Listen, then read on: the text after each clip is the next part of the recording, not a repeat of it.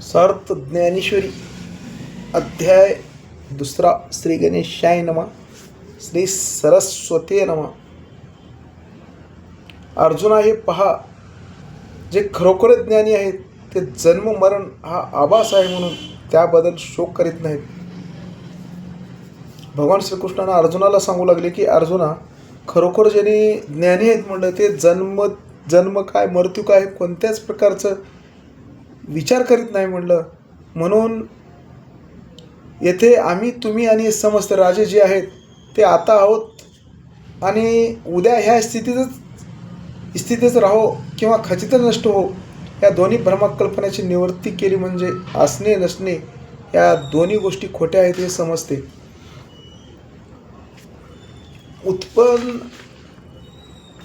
उत्पन्न होते आणि नष्ट होते हे केवळ अज्ञानामुळे होणारे भास आहेत.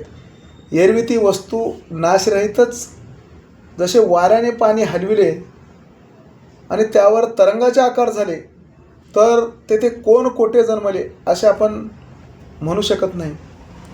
तेच पाणी वारा बंद झाल्याबरोबर स्थिर सपाट होतो व तेथे कोण नाश पावले आणि कोण जन्मले यांचा तूच विचार कर. अर्जुना, ऐक, विचारपूर्वक पहा. शरीर एकच आहे, पण त्या वाढत्या वयानुसार एका शरीरामध्ये बालपण एक अवस्था येते, दुसरी अवस्था तारुण्य अवस्था व तिसरी अवस्था वर्ध अवस्था. पण शरीर एकच आहे, पण बदल त्याचे 3 प्रकारे होतात म्हणलं. याविषयी प्रत्यक्ष प्रमाण आहे.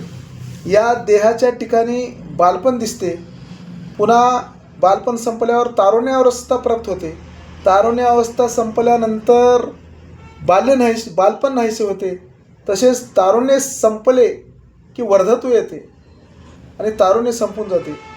असे असले तरी प्रत्येक बदलाबरोबर देह नष्ट होत नाही. प्रत्येक बदल होतात पण देह नष्ट होत नाही. देह एकच, शरीर एकच असतो. येथे चित्तशक्तीच्या ठायी हे वेगवेगळे शरीर येतात. हे ज्याला पूर्णपणे समजले आहे त्याला भ्रांती व दुःख होत नाही. मग हे सत्य समजत नाही. याला कारण मनुष्य इंद्रियाच्या अधीन होतो आणि इंद्रियांना वश झालेले चित्त मोहपाशात बद्ध होते. इंद्रिये विषयाचा उपभोग घेतात, त्यापासून हर्षशोक निर्माण होतात आणि ते विषयासक्तीने अंतःकरण ग्रासून टाकतात. इंद्रिये या विषयाच्या ठाई एकविधता, स्थिरता नाही. कित्येक वेळा दुःख आणि सुख यांचा अनुभव येतो. पहा, निंदा आणि स्तुती दोन्हीमध्ये शब्दांचे स्वरूप समानच आहे. मात्र कानाने ऐकले की द्वेष किंवा प्रेम उत्पन्न होतात. मऊ आणि कठीण हे स्पर्श विषयांचे गुण, त्वचेच्या संबंधाने ते संतोष किंवा दुःखाला कारण होतात. सुंदरता आणि भेसूरपणा हे दोन्ही रूपाचेच प्रकार, परंतु डोळ्याच्या माध्यमाने हृदयात सुख किंवा दुःख निर्माण करतात. सुवास, दुर्गंध हा गंधामधील भेद आहे. तो नाकाशी संपर्क घडल्यामुळे समाधान आणि विषाद उत्पन्न करतात. त्याप्रमाणे रस विषयाचा रसनेंद्रियाशी संयोग झाल्यावर कडू गोड असे 2 भेद निर्माण होतात, जे प्रीती आणि तिटकारा उत्पन्न करतात. म्हणून विषय सेवन हा मूळ सौरभापासून पतन घडविणारा आहे. तात्पर्य, मनुष्य इंद्रियाच्या स्वाधीन होतो तेव्हा त्याला सुखदुःखाचा अनुभव मिळतो. त्यामुळे तो आपोआप सुखदुःखाच्या अवस्थात वळवला जातो. पहा, या विषयापासून दुसरे काही सुखाभाव वाटू नये असाच या इंद्रियाचा मूळ स्वभावधर्म आहे. त्याप्रमाणे हे विषय तरी कसे आहेत तर जसे मृगजळ किंवा स्वप्नातला हत्ती प्रतिभासात्मक आणि अनित्य आहेत तसे आहेत. म्हणून हे विषय अल्पजीवी आहेत. त्यांना झटकून टाक, त्यांचा मुळीसुद्धा संग करू नकोस. भगवान श्रीकृष्ण अर्जुनाला म्हणतात की या विषयांची सत्ता त्यांच्यावर चालत नाही. त्याला सुखदुःखे स्पर्श करीत नाहीत आणि त्याला गर्भवासाचे दुःख सोसावे लागत नाही. हे पार्था, जो इंद्रिय सुखापासून दूर आहे तो पूर्ण ब्रह्मरूप आहे असे समजावे.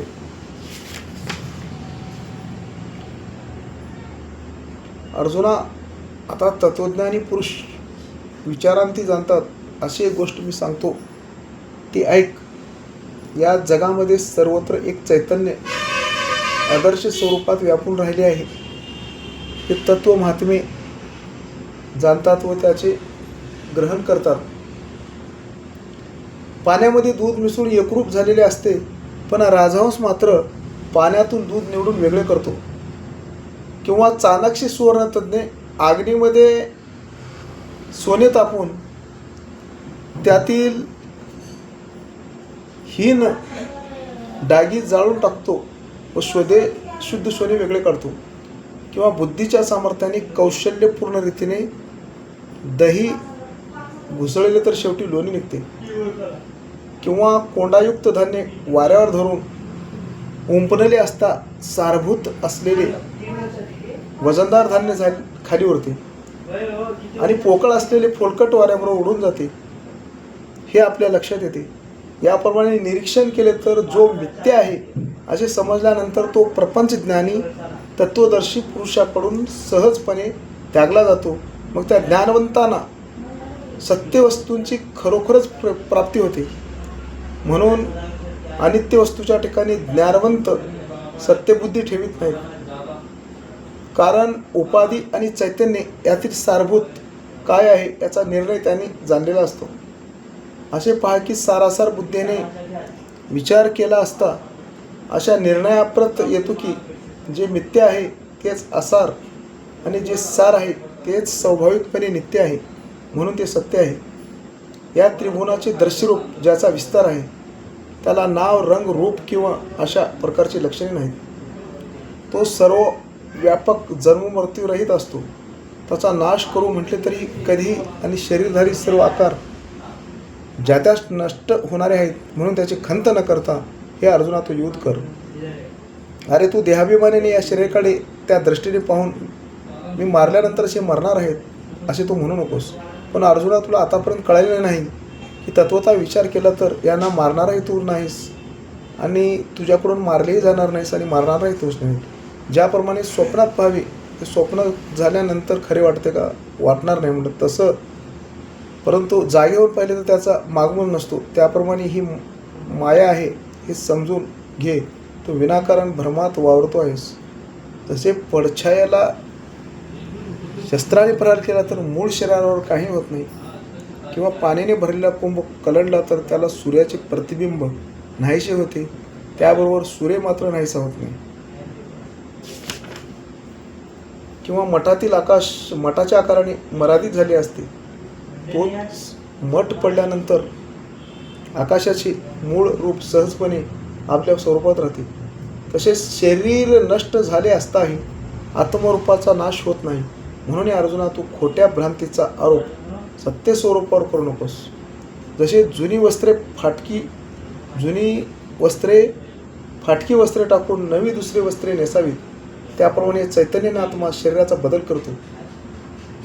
म्हणून भगवान श्रीकृष्ण अर्जुनाला म्हणतात की जुनी वस्त्रे जर फाटली तर आपण शरीराला टाकून देतो का नवीन वस्त्रे नेसतो म्हणलं. त्याप्रमाणे आत्म्याला मरण आहे, आत्मा अरे अमर आहे. आत्मा एका शरीरातून दुसऱ्या शरीरामध्ये संचार करतो.